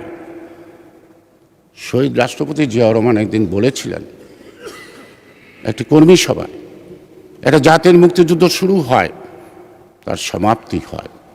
আমরা যুদ্ধ শুরু করেছিলাম 26 মার্চ থেকে, আমরা সমাপ্ত করছি 16 ডিসেম্বর। কিন্তু জাতির মুক্তি এখনো আসি নাই। এই জাতির মুক্তি আসবে যতদিন দেশ আছে, যতদিন জাতি আছে। প্রেক্ষাপটের পরিবর্তন হবে, জলবায়ুর পরিবর্তন হবে, রাজনৈতিক ভাবনার পরিবর্তন হবে, নতুন প্রজন্মের নতুন আকাঙ্ক্ষার সৃষ্টি হবে। সেই আকাঙ্ক্ষাকে আমাদেরকে অ্যাড্রেস করতে হবে অতীতের অভিজ্ঞতার আলোকে। আমরা অতীত থেকে বর্তমান আছি, বর্তমান থেকে ভবিষ্যতে যাব। আমরা অতীতকে ভুলেও থাকবো না, আবার অতীতকে আঁকড়েও থাকতে পারবো না। কারণ আমাদেরকে একজন গ্লোবালাইজেশন, আজকে পৃথিবীর সাথে আমাদেরকে চলতে হবে। আমাদের সকলের সাথে অর্থনৈতিক কারণে বন্ধুত্ব থাকবে, কিন্তু দাসত্ব থাকবে না। আমরা প্রতিবেশীর সাথে বন্ধুত্ব করব তো, কিন্তু স্বামী স্ত্রীর সম্পর্ক না, সমমর্যাদার ভিত্তিতে। স্বাধীন বাংলাদেশ, সার্বভৌম বাংলাদেশ আমার জাতীয় স্বার্থকে বিসর্জন দিয়ে নয়। মাননীয় স্পিকার, আমার আপসীর নেত্রী বেগম খালেদা জিয়াকে ওবায়দুল কাদের বলেছিল ক্ষমা চাইতে। সেদিন সোহরাওয়ার্দী উদ্যানে একটি সভা ছিল, বড়, অনেক লোকের সমাগম। আমি সেদিন উচ্চকণ্ঠে বলেছিলাম ওবায়দুল কাদেরকে, বেগম খালেদা জিয়া ক্ষমা চাইবে এমন মানুষ বাংলাদেশে নাই যার কাছে ক্ষমা চাইতে পারে। আমি আমার নেত্রীকে উদ্দেশ্য করে বলছিলাম, ম্যাডাম, বাংলাদেশের মানুষ এতদিন জানতো আপনি আপসহীন, বাংলাদেশের মানুষ এখন জানে আপনি mother of democracy. As a mother of democracy E should not compromise at the cost of democracy. সুতরাং আমার নেত্রী বেগম খালেদা জিয়া গণতন্ত্রের সাথে আপোষ করেন নাই। আমাদের অনেক বন্ধুরা বলছে আপনারা পালিয়ে যান নাই।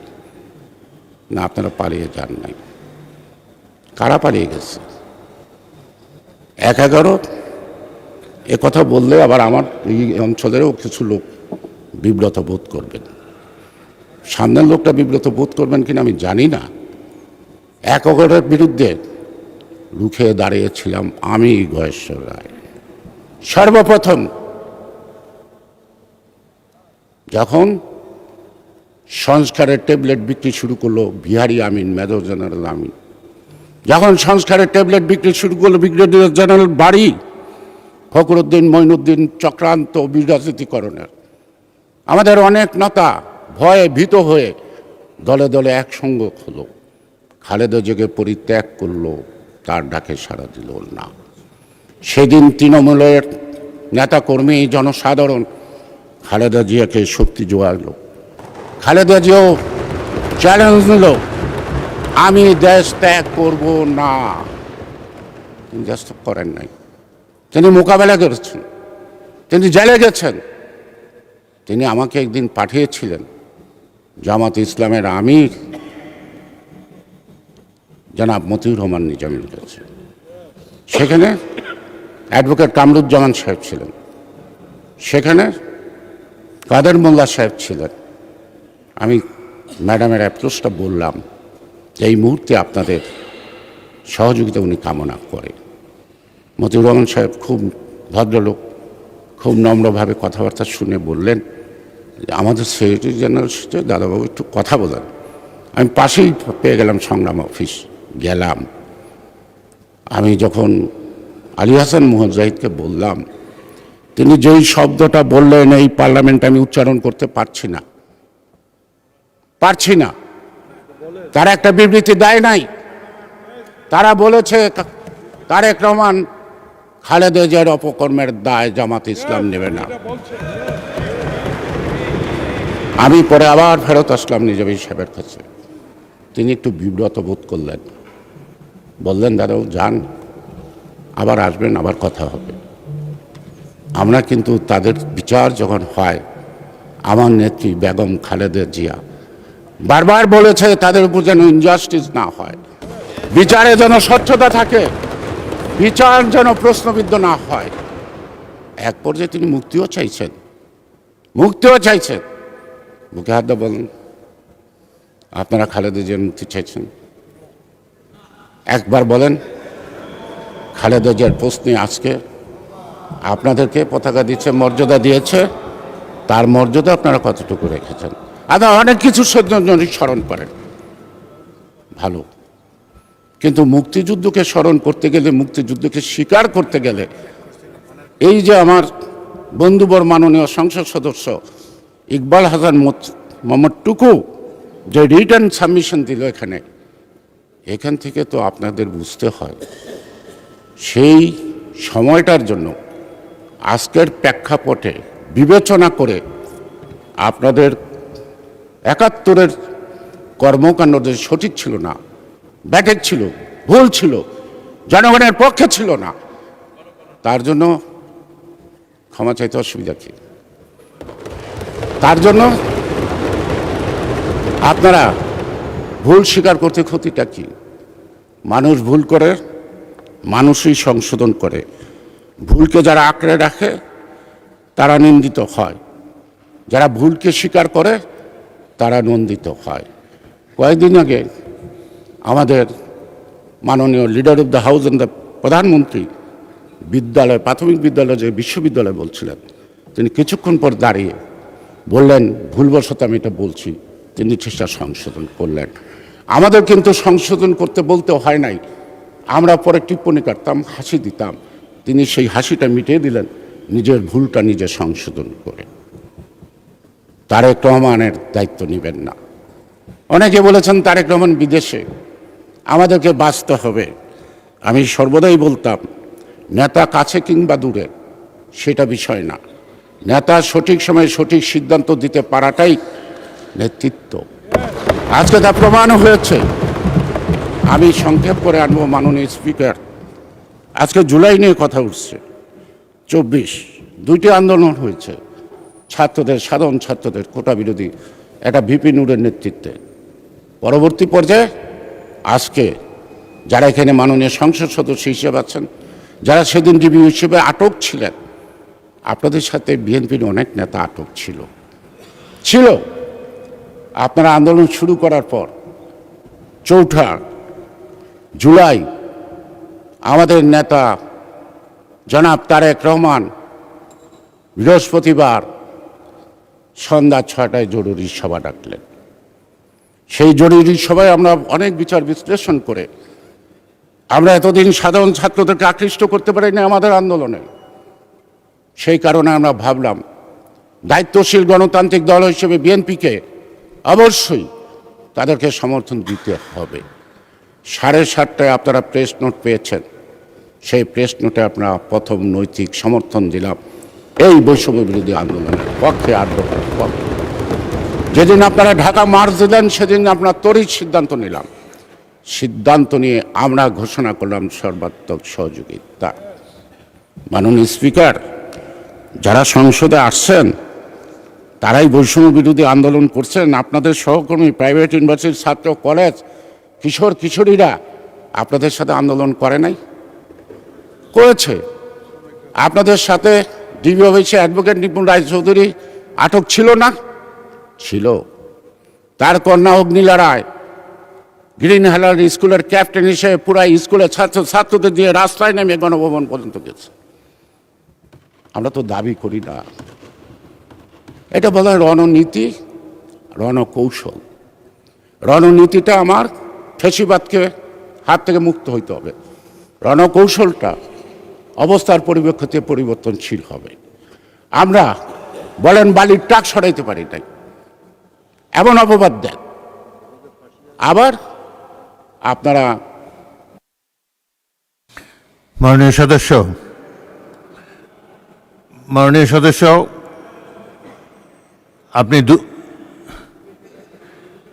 আপনি 2 মিনিটে শেষ করতে পারবেন? দিদানে একটু বলতে চাই। মাননীয় সদস্য, আপনি 3 মিনিটে শেষ করেন। 3 মিনিটে শেষ করেন। মাননীয় স্পিকার, সবাই সবার এলাকার কথা বলে, আমি আমার এলাকার কথা কিছুই বললাম না। বলেন, 3 মিনিট আছেন, বলেন। মাননীয় স্পিকার, আমি ধন্যবাদ জানাই এই নির্বাচনে যারা অংশগ্রহণ করছেন, যারা আমাদেরকে ভোট দিচ্ছেন তাদেরকে ধন্যবাদ জানাই, কৃতজ্ঞতা জানাই আমার অঞ্চল সহ সারা দেশের। যারা আমার বিরুদ্ধে ভোট দিচ্ছেন তাদেরকেও, বিএনপির বিরুদ্ধে ভোট দিচ্ছেন তাদের ধন্যবাদ জানাই। আমরা সন্তুষ্ট, আনন্দিত, আমরা তাদের ভোটের অধিকার প্রতিষ্ঠা করতে পারছি। মাননীয় স্পিকার, বিএনপির রাজনীতির ইতিহাস বলতে গেলে শেষ নাই আমার পক্ষ থেকে। আমি একমাত্র অভাগা বেঁচে আছি যেদিন বিএনপি প্রতিষ্ঠিত হয়, সেই দিন শহীদ জিয়াউর রহমান রমনার বটমূলে অনাড়ম্বর পরিবেশে তিনি বিএনপি ঘোষণা দেন। আগের দিন ডেকে দায়িত্ব ছিল কয়েকটা চেয়ার টেবিল ঠিক করা। ওনার টেবিলে 7টা চেয়ার, মশিউর রহমান জাদু মিয়া, শাহজিজুর রহমান, জাসির সাত্তার, মাওলানা মতিন, রসরাজ মণ্ডল, ক্যাপ্টেন হালিম চৌধুরী। মাঝখানে তিনি 18 মিনিটের মধ্যে বিএনপি ঘোষণা দেন। সামনে জনাভিষেক সাংবাদিক ছিল, তখন এত সাংবাদিক ছিল না। যাওয়ার সময় আমাকে বললেন ওনাদেরকে একটু চা খাওয়ার। আমি বিএনপির জন্ম দেখছি, আমি হতভাগা বেঁচে আছি, জন্ম যে দেখছে। আমি হতভাগা বেঁচে আছি, তাই জিয়াউর রহমানের প্রতি কৃতজ্ঞতা, তারেক রহমানের প্রতি কৃতজ্ঞতা, আর খালেদা জিয়ার প্রতি কৃতজ্ঞতার স্মরণ পার্লামেন্টে দাঁড়িয়ে কণ্ঠে উচ্চারণ করলে হয় না। তাদের পথ চলার পথে যদি সঠিকভাবে চলি, তাদের নির্দেশ মতো রাজনৈতিক আদর্শ এবং স্বাধীনতার সার্বভৌমত্ব এবং গণতন্ত্রের জন্য যে পথে তারা হাঁটেন, সেই পথে যদি হাঁটি তাহলেই প্রকৃতপক্ষে তাদেরকে প্রতি কৃতজ্ঞতা জানানো হয়। মাননীয় স্পিকার, আরেকটি কথা ইকবাল হাসান মোহাম্মদ টুকু বলে নাই। 43 জন পার্লামেন্টের মেম্বার, প্রাদেশিক পরিষদ এবং ন্যাশনাল অ্যাসেম্বলির মেম্বার। আপনি জানেন সম্ভবত আগস্ট মাসের দিকে মালেকের সাথে দেখা করে বঙ্গভবনে। তার মধ্যে শেখ মুজিবের চাচা মোশাররফ হোসেন খান একজন। তারা 43 জন পাকিস্তানের পক্ষে বিবৃতি দেয়, সেই 43 জনের বিচার হয় নাই। মাননীয় স্পিকার, আমার মুক্তিযুদ্ধের সার্টিফিকেট নাই, আমি দাবি করি না। কারণ যুদ্ধের পর একজন মেয়ে আসলো ভর্তি হওয়ার জন্য, আমি বললাম কোনো ক্রাইটেরিয়ায় তোমাকে ভর্তি করা যায় না। সে বলল আমার কাছে মুক্তিযুদ্ধের সার্টিফিকেট আছে। তখন তার বাবা কলাবটার একটা জেলখানায়, আমি হতভম্ব বললাম, আমি তাকে ভর্তি করে দিলাম। আমি আমার সার্টিফিকেটটা ছিঁড়ে ফেললাম। আমি মুক্তিযুদ্ধের বিনিময়ে কিছু আশা করার জন্য। ধন্যবাদ মাননীয় সদস্য, ধন্যবাদ আপনাকে।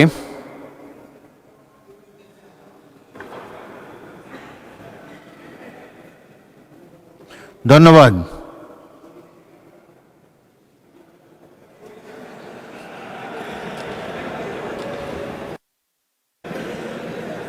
মাননীয় সদস্য আরেক মিনিট টাইম নেন, শেষ হয়ে গেছে। মাননীয় স্পিকার, আমি মিনিটে অনেক শেষ- কারণে আপনার কাছে সময় চাইতে পারি। আবার বলেন। মাননীয় স্পিকার, আপনি বিপত্নিক, আপনাকে সরাসরি শোক প্রকাশ করতে পারি নাই। আমি তাকে আপা বলে ডাকতাম, কারণ তার ছোট বোন আর আমি একসঙ্গে বিশ্ববিদ্যালয়ে। কিন্তু আপনাকে তাকে আমি ভাবি বলতাম না, আপনাকেও দুলাভাই বলতাম না, আপনাকে ভাই বলি। সে কারণে সেই সুযোগটার জন্য আমি সময় চাই না।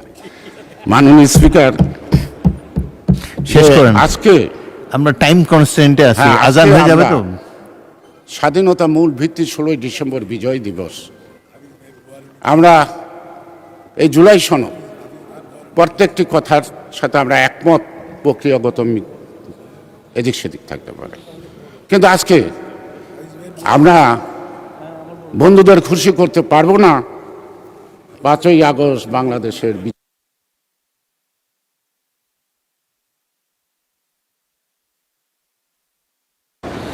ধন্যবাদ।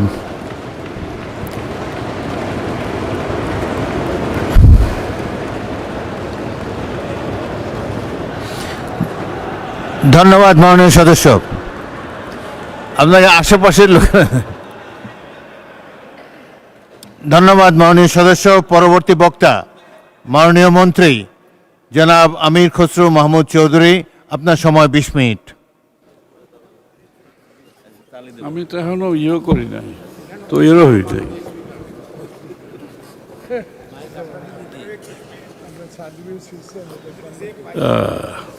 ধন্যবাদ মাননীয় স্পিকার।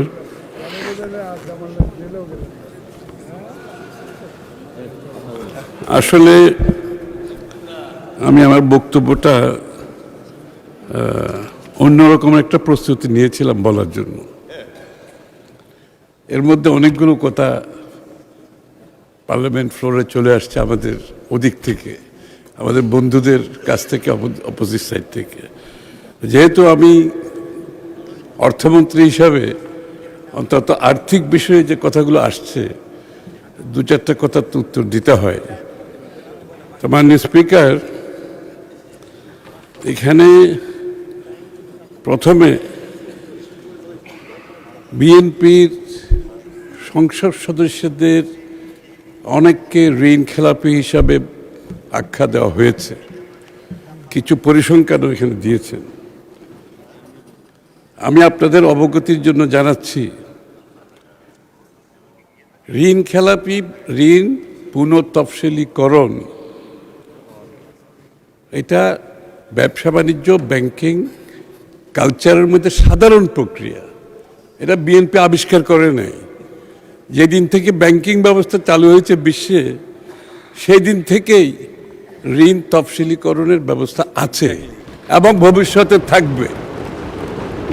এটা কেন হয়, ঋণ তফসিলীকরণ কেন হয়, যারা ব্যবসা করেন তারা নিশ্চয়ই বুঝতে পারবেন। যেমন কোভিডের সময় মানুষের ব্যবসা বাণিজ্য ক্ষতিগ্রস্ত হয়েছে, সব ব্যবসায়ীদের, তাদেরকে ঋণ তফসিলীকরণ করতে হয়েছে, সরকারকে সহযোগিতা করতে হয়েছে। আমাদের এই যুদ্ধের সময়, আমাদের এই আন্দোলনের সময় অনেকের ক্ষতিগ্রস্ত হয়েছে, ঋণ তফসিলীকরণ হয়েছে। কিন্তু গত দীর্ঘ 17 বৎসরের বিএনপির আন্দোলন সংগ্রামে বিএনপির যারা ব্যবসায়ী আছে তারা কেউ ব্যবসা করতে পারে না। আমার তাদেরকে ব্যাংকের স্যাংশন করা লোন পর্যন্ত দেওয়া হয় না। লোন স্যাংশন হয়ে গেছে কিন্তু লোন দেওয়া হবে না। তাদের লোন অ্যামাউন্ট, লোনের সময়, ঋণের সময় যখন শেষ হয়ে গেছে, এক্সটেনশন করা হবে না। যত ধরনের বাধা বিপত্তি সৃষ্টি করা যায় ব্যাংকিং সিস্টেমে, এই বিএনপির নেতা কর্মীদের বিরুদ্ধে সেটা করা হয়েছে। মাননীয় স্পিকার, তাদের গ্যাসের লাইন কেটে দেওয়া হয়েছে, ইলেকট্রিসিটি লাইন কেটে দেওয়া হয়েছে।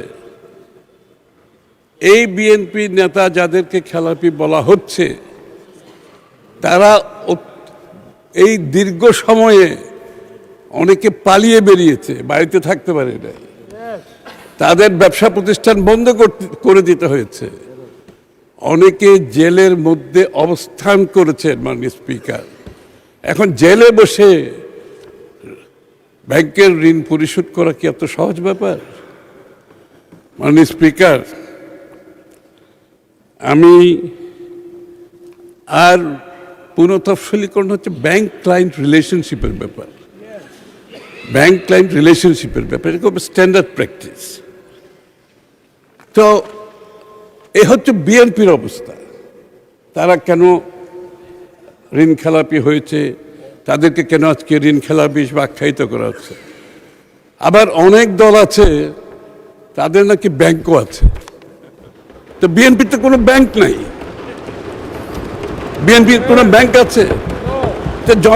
বাংলাদেশের এটা জনমুখে প্রচারিত, এটা সবার জানা আছে তাদের নাকি ব্যাংক আছে।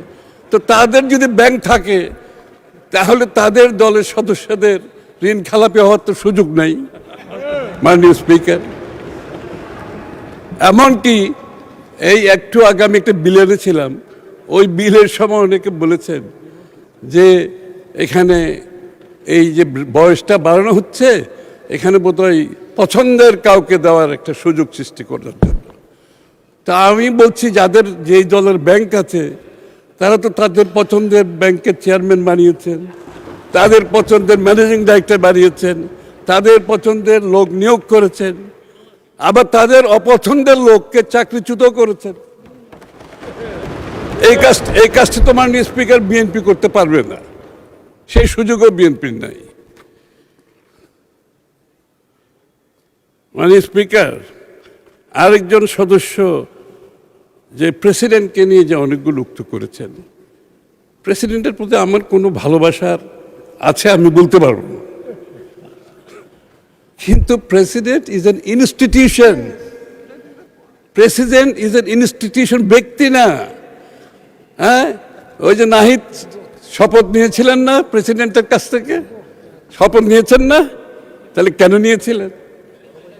আপনার যদি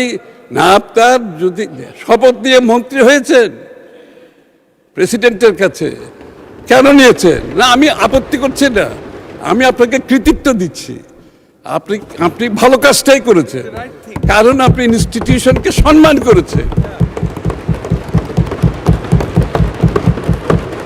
এখন আপনি মন্ত্রী নাই, আপনি বিরোধী দলে বসে আছেন, এখন আবার প্রেসিডেন্টকে আপনি ইনস্টিটিউশন হিসেবে তার সম্মানটা থেকে বঞ্চিত করছেন। আপনাদের বক্তব্যে সকলের মধ্যে এই কথাটি উঠে আসছে। আবার যেদিন শপথ গ্রহণ করা হয়েছে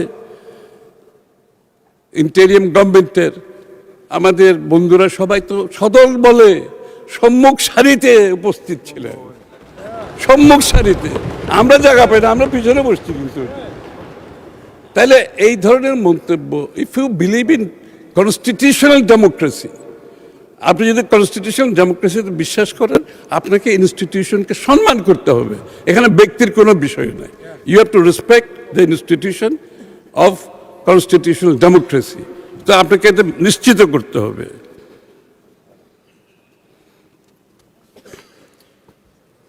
আর এখন সবচেয়ে মোস্ট পপুলার টপিক হচ্ছে আমাদের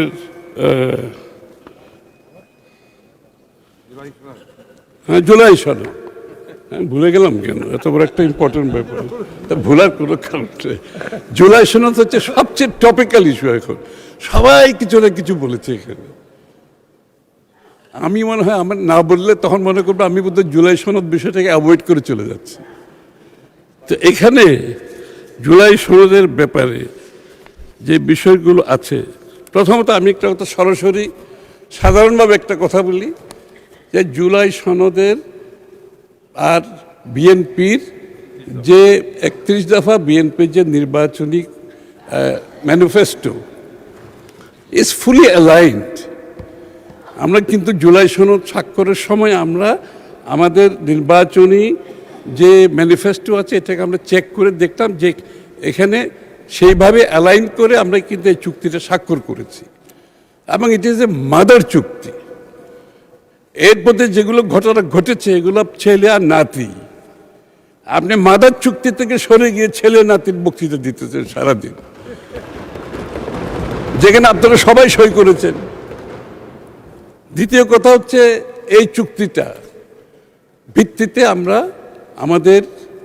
আমাদের নির্বাচনী ম্যানিফেস্টো সাথে মিলিয়ে আমরা ক্যাম্পেইন করেছি, আমরা জনগণের কাছে গিয়েছি এবং জুলাই সনদের কথা বলেছি, আমাদের 31 দফার কথা বলেছি, আমাদের ম্যানিফেস্টোর কথা বলেছি এবং জনগণ নির্বাচনে আমাদেরকে 2/3 ভোটে সেটার প্রতি সমর্থন দিয়েছে।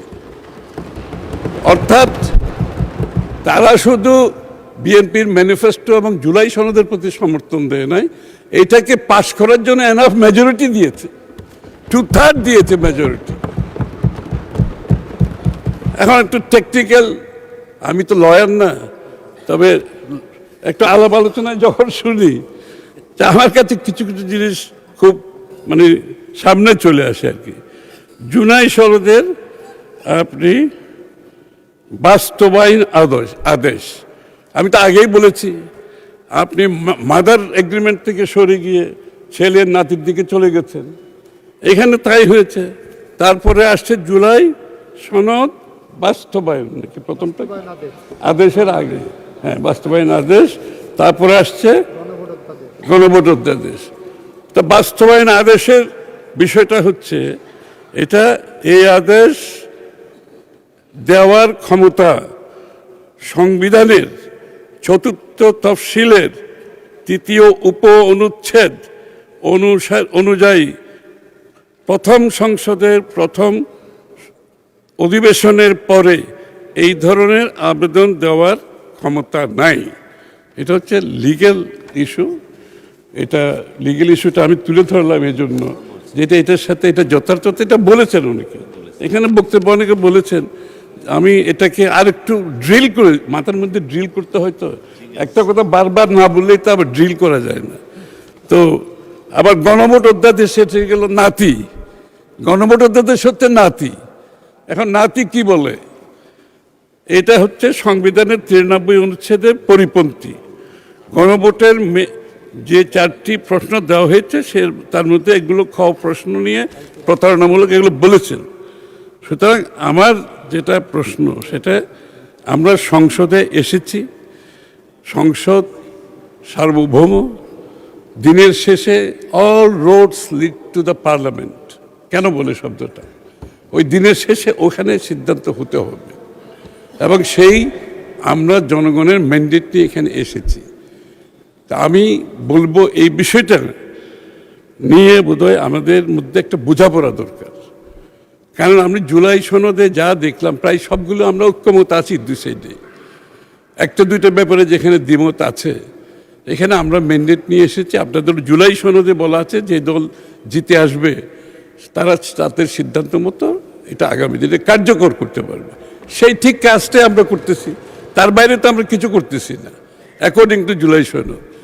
আর আমি যাচ্ছি না আর অন্যদিকে।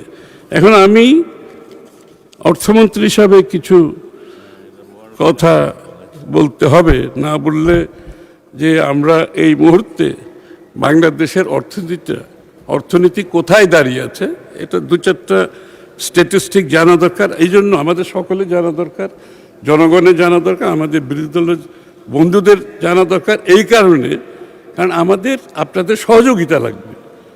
দেশটি তো আমাদের সকলের, এটা বিএনপির কোনো দেশ তো নয়, আমাদের সকলের দেশ। এবং আমরা সকলেই অনেক আশা বুক বেঁধে এখানে এসেছি বাংলাদেশটিকে গড়ার জন্য। বর্তমান প্রেক্ষাপট হচ্ছে অর্থনৈতিক কিছু চিত্র আমি তুলে ধরছি আপনাদের সাথে।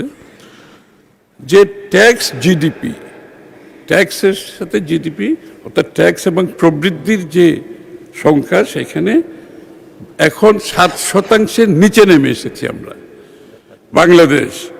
এটা দক্ষিণ এশিয়াতে সবচেয়ে সর্বনিম্ন। বর্তমান ট্যাক্স জিডিপিতে বাংলাদেশ দক্ষিণ এশিয়াতে সবার নিচে, সর্বনিম্ন। এবং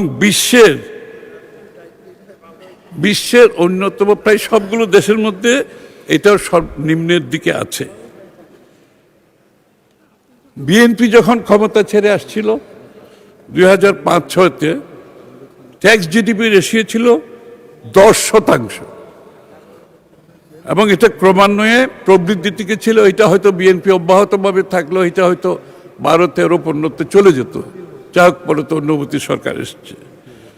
দারিদ্র্যের হার, বর্তমানে দারিদ্র্যের হার 2022-এ ছিল 17%, 18%, 23-এ ছিল 19%, 24-এ ছিল 20.5%, 25-এ দারিদ্র্যের হার হচ্ছে অ্যাকর্ডিং টু পিপিআর জরিপ 29.93%। এই এখন আমরা যারা আছি এই মুহূর্তের দারিদ্র্যের হার হচ্ছে এটা। মানে অর্থনৈতিকভাবে আমরা এই মুহূর্তে কোথায় আছি তা আমাদেরকে অনুধাবন করতে হবে। মানে যেটা নিম্নগতি ছিল দারিদ্র্যের হারটা, এখন এটা উপরের দিকে উঠতেছে এইভাবে।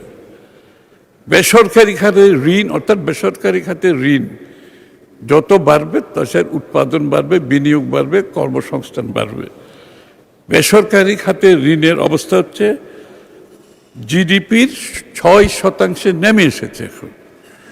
2005-06 সালে বিএনপি থাকার সময় এটা ছিল 18.27%, এখন 6%। সুতরাং আমরা কোথায় আছি অর্থনৈতিকভাবে বোঝার ব্যাপার আছে। রপ্তানি কমেছে 2.6%। আমাদের রপ্তানি কিন্তু সবসময় প্রবৃদ্ধি ছিল, সবসময় আগাগোড়া গত 20 বছর ধরে। এটা 2.6% কমে গেছে। বিএনপি যখন ক্ষমতা ছাড়ে তখন রপ্তানির প্রবৃদ্ধি ছিল 14%, এখন হচ্ছে ঋণাত্মক 2.6%। মূলধনী যন্ত্রপাতি যেগুলো আমাদের ক্যাপিটাল মেশিনারি আমরা আমদানি করি, এটার উপর বিনিয়োগ, এটার উপর কর্মসংস্থান, এটার উপর প্রবৃদ্ধি। মূলধনী যন্ত্রপাতি বর্তমানে ঋণাত্মক -14.5%। আর আমরা বিএনপির শেষ সময়ে ছিল 2004-05-এ 53% প্রবৃদ্ধি ছিল, এখন 14.5% ঋণাত্মক। এটা হচ্ছে নেগেটিভ 14%। খেলাপি ঋণ, আপনারা খেলাপি ঋণের কথা অনেক বলেছেন, আমরা বলছি, সবাই বলছে। বর্তমানে 30% অধিক। কঠিন অবস্থা। 30% অধিক যখন একটা দেশের খেলাপি ঋণ হয়, তখন অর্থনীতির গতি অলমোস্ট থেমে যাওয়ার অবস্থায় চলে আসছে। Almost we are grinding to a halt অর্থনীতি। আমরা যখন 2005-এ ছিল 13%, এখন 30% পার হয়ে গেছে। খেলাপি ঋণ সবসময় থাকবে, তবে যে জায়গায় আমরা গেছি এটা এখান থেকে বেরিয়ে আসা কঠিন অবস্থা দেশের। বিদ্যুৎ 36,000 কোটি টাকা ভর্তুকি চলছে, কারণ লুটপাট, আপনার বিদ্যুৎ খাতে যে লুটপাট হয়েছে বিগত দিনে, তার ক্ষতি এখন আমাদের সকলকে বহন করতে হচ্ছে। এটা 36,000 কোটি টাকা আমরা দিচ্ছি, দেওয়ার পর আরো 20-30,000 কোটি টাকা ভর্তুকি দিতে হবে। অবস্থা বুঝেছেন অর্থনীতি কোথায়? আমাদের ফিসক্যাল স্পেস কত কমে যাচ্ছে আস্তে আস্তে। আমাদের সব সংসদ সদস্যরা দাবি, এলাকাতে টাকা দিতে হবে, এলাকায় উন্নয়ন করতে হবে। একদম এই দাবি তো থাকবেই, স্বাভাবিক। আমরা জনগণকে রিপ্রেজেন্ট করি, এই দাবি তো থাকবে। কিন্তু আমি বলছি আমাদের ফিসক্যাল স্পেস কমতে কমতে কোথায় নিয়ে এসছে বিগত সরকারগুলোর দুর্নীতি এবং অব্যবস্থাপনা এবং ওয়েস্টেজের মাধ্যমে, হ্যাঁ, রং পলিসি, সব কিছুর মাধ্যমে। আমি বিষয়গুলো তুলে ধরছি আমাদের সকলের অবগতির জন্য। আসলে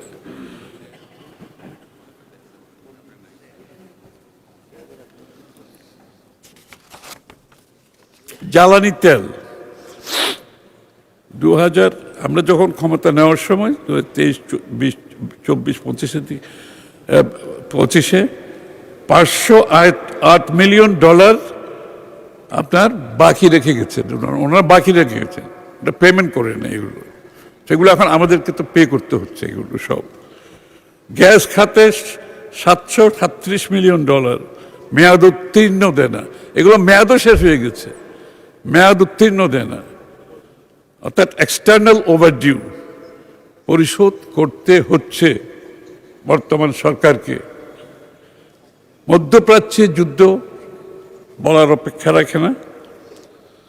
এলএনজি আমদানি বাবদ মার্চ টু জুন 2006 সময়ে অতিরিক্ত প্রায় 1000 কোটি টাকার অধিক ভর্তুকি চাহিদা তৈরি হয়ে গেছে ইতিমধ্যে মার্চ জুনের মধ্যে 11,000 কোটি টাকা অধিক আমাদেরকে ভর্তুকি দিতে হবে, এক্সিস্টিং ভর্তুকির সাথে বলছি আমি, এটা অ্যাডেড। জ্বালানি তেল 2026 এর মধ্যে এপ্রিল জুনের মধ্যে 10,258 কোটি টাকা ভর্তুকি আমাদেরকে দিতে হবে। আমি সংক্ষিপ্তভাবে বলেছি, আরও অনেক সমস্যা আছে। শেয়ার বাজারের আপনারা জানেন সমস্যা আছে, এবং ব্যাংকগুলোর রিক্যাপিটালাইজেশনের সমস্যা আছে, প্রাইভেট সেক্টরের রিক্যাপিটালাইজেশনের সমস্যা আছে। সার্বিকভাবে দেশের ডিরেগুলেশনের একটা বিষয় আছে, রিফর্মের বিষয় আছে, ইজ অফ ডুইং বিজনেসের বিষয়টা আছে, কস্ট অফ ডুইং বিষয়টা আছে। সব কিছুতে আমরা সর্বনিম্নে, কিন্তু এখন ইজ অফ ডুইং বিজনেসে বাংলাদেশ অনেকটা একেবারে তলায় এখন, কারণ এত রেগুলেট করতে করতে, ওভার রেগুলেট করতে করতে মাননীয় মন্ত্রী, আর 5-7 মিনিট পরে আজান হবে আসরের নামাজের জন্য। আপনি 5 মিনিটে শেষ করে দিলে it will look nice. Thank you. Timely শেষ করে দেব। তো এইগুলো এখন আমি এই অর্থনীতি থেকে বেরিয়ে আসতে হলে যেই ধরনের পরিবর্তন, যোগ্য সংস্কার, ডিরেগুলেশন করতে হবে, সেগুলো আমরা করছি। আপনাদের সহায়তা নিয়ে করতে হবে এগুলো, বিএনপি তো একা করতে পারবে না। এবং বৈশ্বিকভাবে আমাদেরকে যদি আবার সেই আগের ভালো অবস্থানে যেতে হয়, বাংলাদেশের ইমেজের ব্যাপার আছে, গ্লোবাল মার্কেটে আমাদের অ্যাক্সেস, আমাদের কি বলে ব্র্যান্ডিংয়ের ব্যাপার আছে, এগুলো তো আছেই। তো আমি একটা জিনিস আপনাদেরকে পরিষ্কার করে বলতে চাই, এই ধরনের সমস্যা বিএনপি কিন্তু প্রথমবার সম্মুখীন হয় নাই। আমরা দেখেছি স্বাধীনতার পরে একদিকে বাকশাল, অন্যদিকে রাষ্ট্রচালিত অর্থনীতির মাধ্যমে অর্থনীতি যখন একেবারে ধ্বংসপ্রাপ্ত, জিয়া রহমান সাহেব এসে আবার এই সমস্ত সংস্কারের মাধ্যমে বাংলাদেশকে আরেকটা লেভেলে নিয়ে গেছে অর্থনৈতিকভাবে। আবার আমাদের স্বৈরাচারের সময় যখন অর্থনীতি এবং রাজনীতি দুটাই ধ্বংসপ্রাপ্ত, দেশনেত্রী বেগম খালেদা জিয়া বাংলাদেশকে আবার সেখান থেকে রিকভার করে এনেছে। আজকের সমস্যা আরও গভীর, অবশ্য চারিদিক থেকে গভীর। আমাদের ডাইনামিক লিডার জনাব তারেক রহমান সাহেব, তার যে অর্থনৈতিক ম্যানেজমেন্ট, ওয়ার্ক এথিক্স, আমাদের কিন্তু work ethics is a big problem বাংলাদেশে। আমরা কাজ করার সময় সততার সাথে, নিষ্ঠার সাথে কাজ করাটা খুব কঠিন, কিন্তু তারেক রহমান সাহেব কিছু এক্সাম্পল সেট করছেন যে ওয়ার্ক এথিক্সটা কী হওয়া উচিত, এবং এই ওয়ার্ক এথিক্সের যে উনি এক্সাম্পল মানদণ্ড সৃষ্টি করেছেন, এটার ইম্প্যাক্ট কিন্তু আমি মনে করি সমস্ত পার্লামেন্ট এবং দেশের মধ্যে যাচ্ছে। ইতিমধ্যে আমরা সবাই ফিল করছি যে আমাদের অতিরিক্ত খরচ করার দরকার নাই, আমার যতটুকু এফোর্ড করি না তার বাইরে যাওয়ার কোনো সুযোগ নাই, এবং আমরা একটা সব কিছু মিলিয়ে অর্থনীতিটাকে যদি আমাদেরকে আগের জায়গায় ফিরিয়ে আনতে হয়, অথবা তার চেয়েও ভালো জায়গায় যেতে হয়, আমাদেরকে যে পরিবর্তনগুলো আনা দরকার, যে রিফর্মসগুলো আনা দরকার, যে ডিরেগুলেশনগুলো, সবগুলো ইতিমধ্যে আমাদের অনেকগুলো হয়েছে। বাকি সব কাজ আমরা হাতে নিয়েছি, এবং আমার দৃঢ় বিশ্বাস এইরকম আমি একটা গ্রিম পিকচার আপনাদেরকে দিয়েছি। তবে আনন্দের খবর হচ্ছে, আমাদের যিনি পরিচালনা করছেন, যিনি দেশের দায়িত্বে আছেন, উনি একজন বিচক্ষণ ভিশনারি একজন লিডার, এবং তার সাথে ওনার সেই ভিশন এবং চিন্তা এবং ওয়ার্ক এথিক্স আমাদের মধ্যে কাজ করছে, সকলের মধ্যে কাজ করছে। তাই আমি নিশ্চিতভাবে বলতে পারি আমরা এখান থেকে ইনশাল্লাহ বেরিয়ে আসব। আমাদের 2 বছর হয়তো কুশল লাগবে, আগামী 2 বছর কঠিন হবে, অনেকগুলো সিদ্ধান্ত নিতে হবে, অনেকগুলো মেজার নেব যেগুলো জনপ্রিয় নাও হতে পারে। সুতরাং একটা কঠিন অবস্থা থেকে বেরোতে গেলে অনেক কঠিন সিদ্ধান্ত নিতে হবে। আমি বিরোধী দলের বন্ধুদেরকে বলতে চাই, এখানে আপনাদের সহযোগিতা দরকার। এটা দেশের স্বার্থে, সকলের স্বার্থে। আমরা যদি অর্থনীতিকে তুলে, এটা একেবারে লো লেভেল একটা ইকুইলিব্রিয়ামে চলে গেছে, এখান থেকে আমাকে তুলে আনতে হলে আমরা সকলে মিলে ঐক্যবদ্ধভাবে কাজ করতে হবে। আমাদের লিডারশিপ ঠিক আছে, আমাদের ক্যাপ্টেন ঠিক আছে, এবং আমি মনে করি ক্যাপ্টেনের ভিশন ঠিক আছে, ন্যায় নীতির অবস্থান থেকে কাজ করছেন, সততার অবস্থান থেকে কাজ করছেন। সুতরাং এখান থেকে আমরা এখান থেকে আমি মনে করি খুব সহজে বের না হলেও আমরা বেরিয়ে আসতে পারবো। এটা কঠিন একটা কাজ, কিন্তু আমরা বেরিয়ে আসতে পারবো, এবং আপনাদের সকলের সহযোগিতা দরকার। সবাইকে ধন্যবাদ।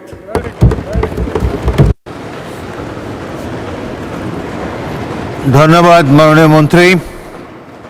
এখন আসরের নামাজের জন্য 30 মিনিটের বিরতি দেওয়া হলো। সবাইকে ধন্যবাদ।